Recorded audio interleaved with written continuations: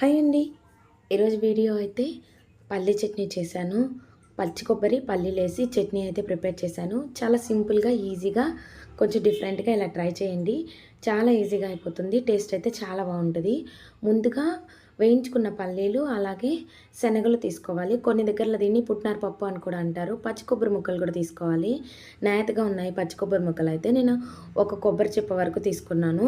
Cut చేసుకొని ఒక బౌల్లోకి తీసుకొని ఒక 3 పచ్చిమిర్చి కూడా తీసేసుకొని పక్కన పెట్టేసుకున్నాను. ఇప్పుడు ఇందులోకి చట్నీ ఎప్పుడు చేసినా కానీ అందులోకి కొంచెం చింతపండు యాడ్ చేసినట్లయితే చట్నీ టేస్ట్ అనేది చాలా బాగుంటుంది. అంతేనండి, ఈ ఇంగ్రీడియంట్స్ మాత్రమే మనం చట్నీకి యూస్ చేస్తాము. నేను ఆల్రెడీ పల్లీలు, పుట్నాల పప్పు వేయించుకున్నాను కాబట్టి ఇంక మళ్ళీ వేయించాల్సిన అవసరం ఏం లేదు. ఇప్పుడు మిక్సర్ జార్ తీసుకొని మనం తీసుకున్న పల్లీలు, పుట్నాల పప్పుని యాడ్ చేసేసుకోవాలి. యాడ్ చేసుకొని పచ్చిమిర్చిని కూడా తుంచి ఇందులోకి యాడ్ చేసేసేయాలి. ఉంటే ఒక అల్లం ముక్కను కూడా యాడ్ చేసుకోవచ్చు, లేదంటే ఇలాగైనా వేసేసుకోవచ్చు. పచ్చిమిర్చిని మొత్తాన్ని యాడ్ చేసేసుకొని మనం తీసుకున్న చింతపండును కూడా జస్ట్ కొంచెం తీసుకుంటే సరిపోతుంది.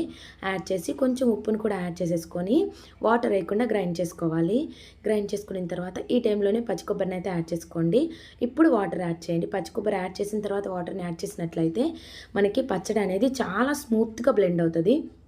చూసారా, బాగా గ్రైండ్ అయింది కదా. ఇలా బాగా గ్రైండ్ చేసుకోలేదంటే పచ్చి కొబ్బరి వేయడం వల్ల చిదరగా ఉంటుంది. అలా కాకుండా బాగా సాఫ్ట్గా గ్రైండ్ చేసుకోండి.